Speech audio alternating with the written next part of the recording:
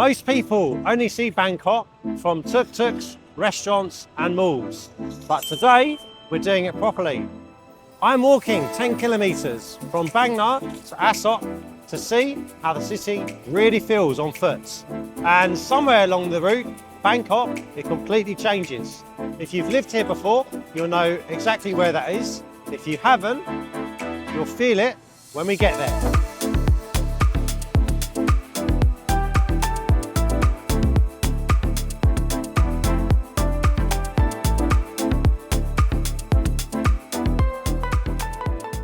So I did this exact walk back in 2021, and it was a great experience back then to see the city and to get a real feel for it in terms of exploring different neighbourhoods and thinking about where to base myself, because that gave me a better oversight than any expat forum ever could. So I'm doing it again today to see maybe what's changed and to give you an oversight of the different neighbourhoods you might want to consider here in Bangkok.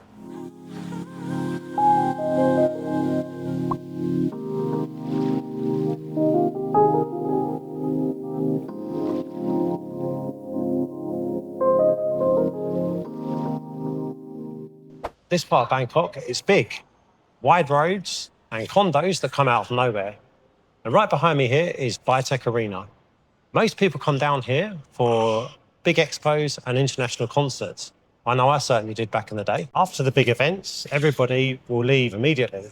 But if you live in the area, this place quietly becomes part of your regular routine. Weekend events, trade shows, the occasional concert or fitness expo, or just popping by here in the mornings to use the local pop-up shops. If you lived here, you'd probably be paying around about 10 to 15,000 Thai baht per month for a decent one-bedroom apartment in a condo. And your commute to Bangkok will take around about 30 to 40 minutes on the BTS. So this type of place is where you are coming here for space rather than convenience.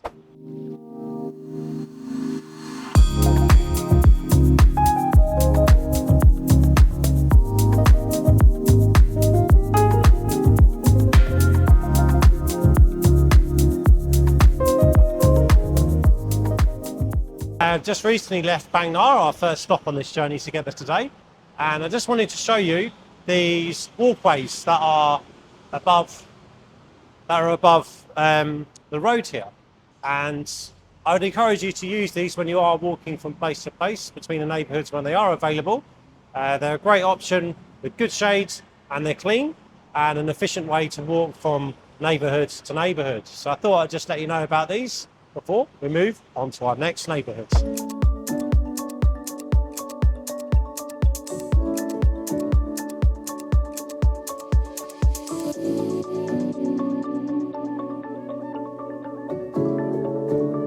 Udon Suk, always up early, steam in the air and food everywhere.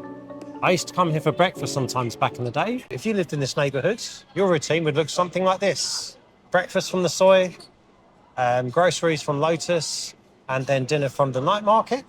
And for someone on their own, I think your food budget would be somewhere between 8 to 10,000 baht per month, give or take, if you're living this type of lifestyle. And housing is decent here too. You won't get huge condo projects, but you'll get mid-tier, mid-size condo projects available. And in terms of monthly rates, for a one-bedroom unit in a good location, you're looking at somewhere between 13 to 18,000 Thai baht per month. But the price can go down if you are a bit deeper in the sois. You don't get ultra-luxury facilities, but you get space, quiet, and a neighbourhood that actually works day to day. And that's why many people end up staying here longer than they plan to.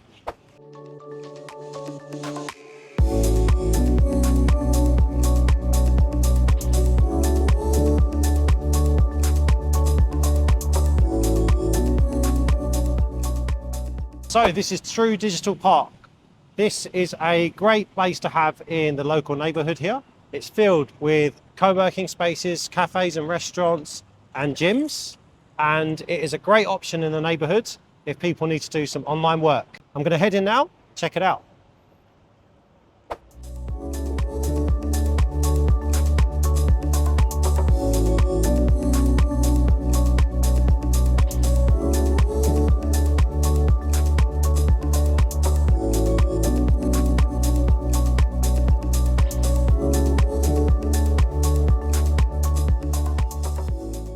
Most people never see this stretch, and Punawiti and Bangkok are probably the most skipped places along the spine of the BTS Sukhumvit Road.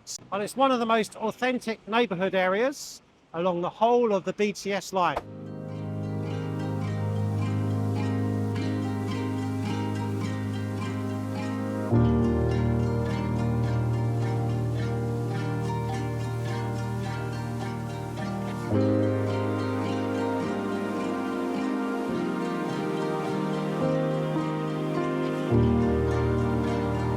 If you're a remote worker, this is your zone. Wake up, walk to True Digital Park, grab a coffee and find somewhere with a good Wi-Fi connection. Then you walk home through these little soils. No traffic and no constant noise. Accommodation here is pretty straightforward. Punawiti is mainly mid-rise condos, and Bangkok has some lower-rise places with some newer buildings as well. And the pricing for a decent one-bedroom place, again, is around about 14 to 20,000 Thai baht per month, depending on how close you are to the BTS. You're not paying for lifestyle branding here, you're paying for calm and routine.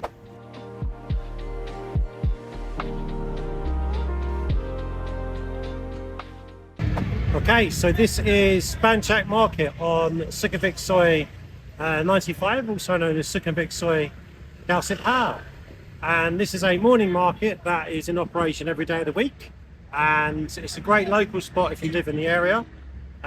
Locals use it every day, and I'll overlay some video footage of when I came here. It's the afternoon now, so at the moment the market's not in operation, and it really is a place that's vibrant, food stalls everywhere, and great food options that you can take away. It's not flashy, but it's a great everyday option if you live in the area. All right, back to it now. And the next place, this is where you could really start to feel the city getting busier.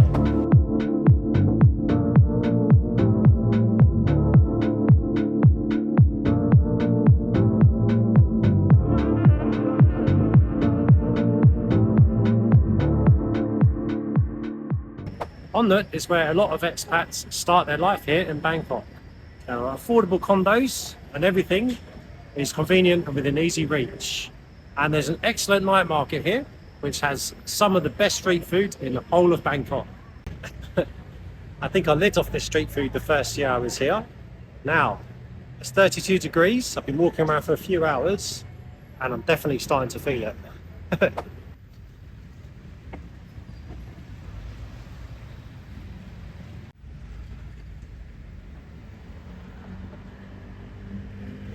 In my opinion, if you lived here, your lifestyle would be local, thrown in with some international comforts here or there. You'd be spending your time at the night market, Lotus, Century Mall, maybe a few bars and regular restaurants, and maybe a gym membership in Century Mall. In terms of accommodation options, you'll definitely see a shift here, more towards more high-rise condos, especially on the main roads. But if you go down the back sides, you will find some older buildings, maybe with more space. Pricing here might start to go up to more like 15 or 16,000, up to 20 to 25,000 Thai baht a month. So in on that, you'll get more convenience and more community perhaps, but you'll get less space than you would further down the line, so to speak. For a lot of people though, this is a great neighborhood to start your life in Bangkok.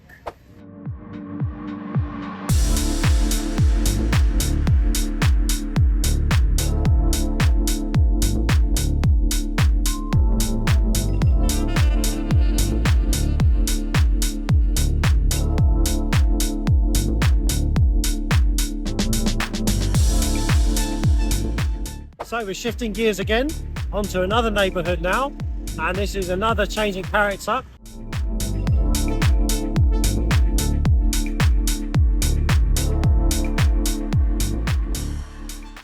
This is where Bangkok starts to change gears, because this place, which used to be very local, is now a mix. You have digital nomads, creatives, expats and locals who have been here for a long time. So if you've lived here, these are probably who your neighbours are. And this place, the W district, kind of sums it up. It's quiet during the day with people passing through and setting up, but in the evening it comes alive. Food stalls, a variety of food stalls and people meeting after work for drinks. It's not really a party place, it's more kind of like a neighbourhood joint where people meet up and to have a social time and to unwind from the day. Similarly to the previous districts we went to, there's a lot of high-rise options in terms of condos near to the BTS and to the main Sukhumvit Road where Prakannon is.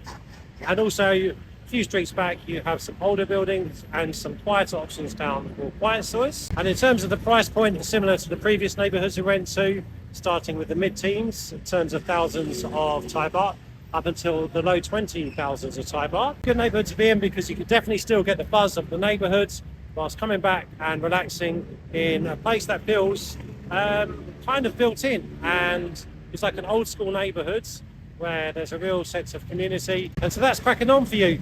You can get the buzz of the city and then go back to an area that feels like home and is kind of like a built-in and lived-in neighbourhood that has a real community feel to it.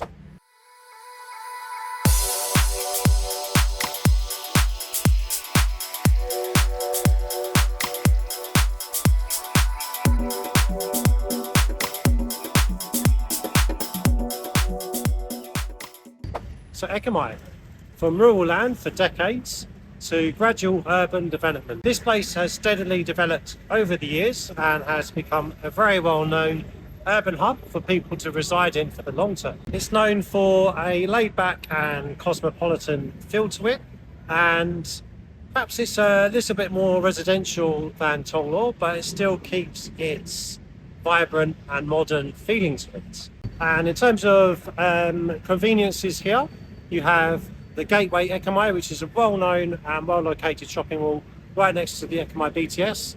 And there's also a newer development, I think it's called The Corner. I haven't been there yet, that's a new development which has come up recently, and that is right next to the other side of the BTS of Ekimai as well. And also you have Donkey Mall, which is further up the soi, which is kind of like a, I don't know, I think it's like a Korean or Japanese themed type of shopping establishment. And then also right in the heart of Ekimai, Soi 63, you have Big C, which is a great local spot with a lot of local shops and of course the Big C supermarket there. In terms of property prices, this is where the prices can start to climb, especially if you are further down the Soi, again near to the BTS. And the prices here for a decent one-bedroom modern apartment may start to get closer towards 18,000 to 25,000 Thai baht per month.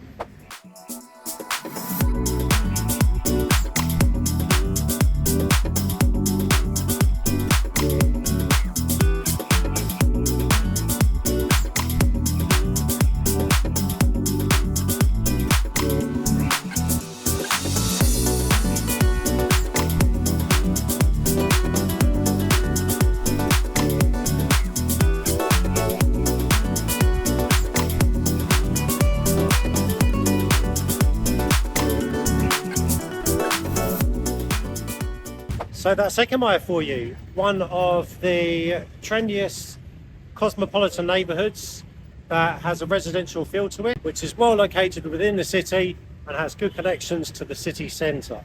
Onwards we go to the next neighbourhood, and this one is a super trendy and international neighbourhood that's well known in Bangkok. Okay, so we leave Ekimai behind and we move on to our next neighbourhood now. This one certainly has a bit of polish and has an international feel to it.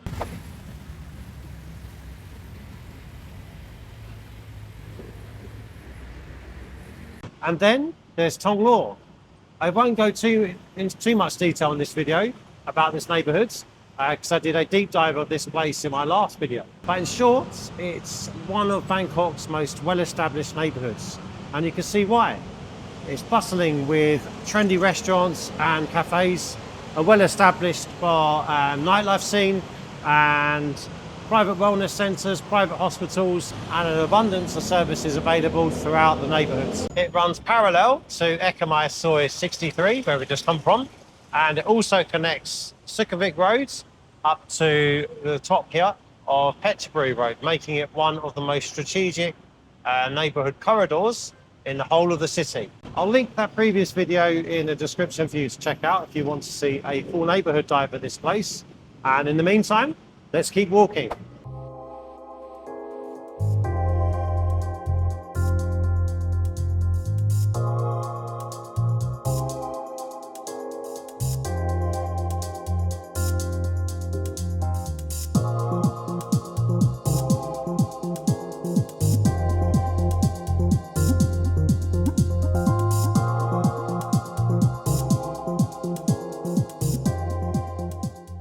Phnom Penh is luxury central. It's known for luxury shopping malls such as Emporium and the fairly new M-Sphere. It's also known for a great international restaurant scene. It's also known for its quiet bakeries and cafes rather than a bustling nightlife. And there is a strong family presence here. Also, it's known for easy access to Benchasiri Park, one of the most centrally located green spaces in the whole city. This is a great spot to go to. People come here on a daily basis to work out and to get access to the nature. So Phnom Penh, I would say, has a good balance of modern conveniences along with this little green space to come and unwind, relax and get a workout in. This is more of a high-end area, so you will start to see the property prices climb up into the 20 to 30,000 range for a good one-bedroom apartment near to the BTS and the conveniences. Okay, let's get moving from here and take a little walk through the park.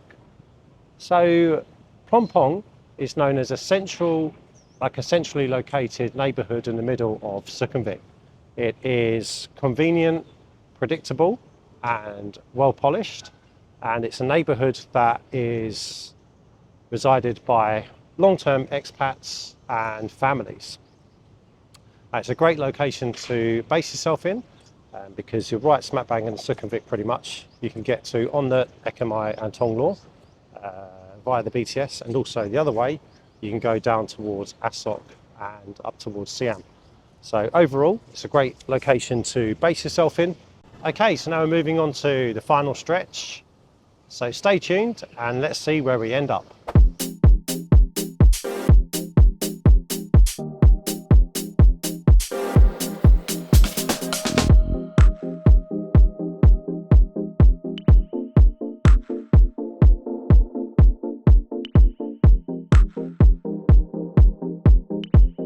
And here we are, Asok. If you live here, you'll literally be at the centre of everything. The BTS, the MRT, and further down the way, the airport railway link to Suvarnabhumi Airport. It's one of Bangkok's most important business and transport junctions, and it functions less like a neighbourhood in a traditional sense, but more of a hinge point in the city for transportation and commerce. I would say Asok feels busy, organised and purposeful. It's not trying to be charming. It's one of those places that is a real connection point and somewhere where it gives you the most optimization with the location.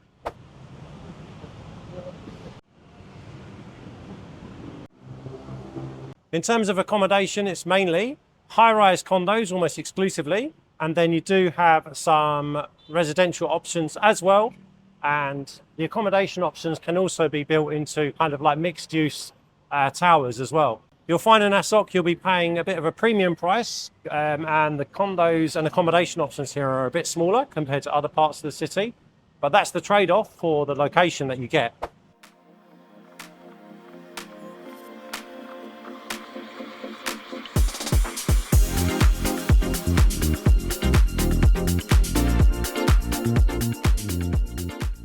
And then there's Terminal 21.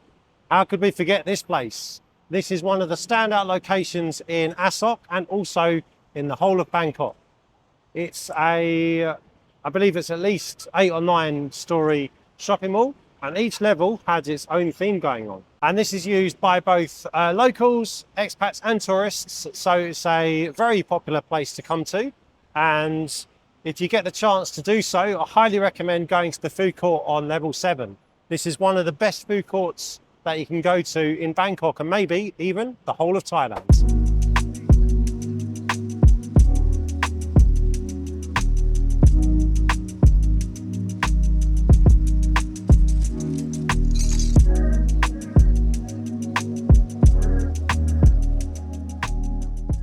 So I thought it'd be a fitting way for you and I to end our walk here at Benchasiri Park.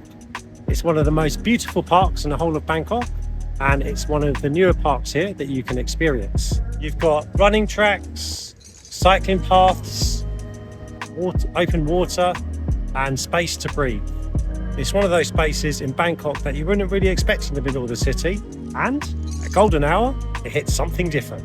And ending our walk here from Bangkok to Asok kind of makes sense because it feels like we've crossed many different parts of the city. It feels like walking through different locations all together. They have their different characteristics and different speeds. And if you're actually trying to figure out where you'd like to live in Bangkok, photos and online listings will only give you so much information.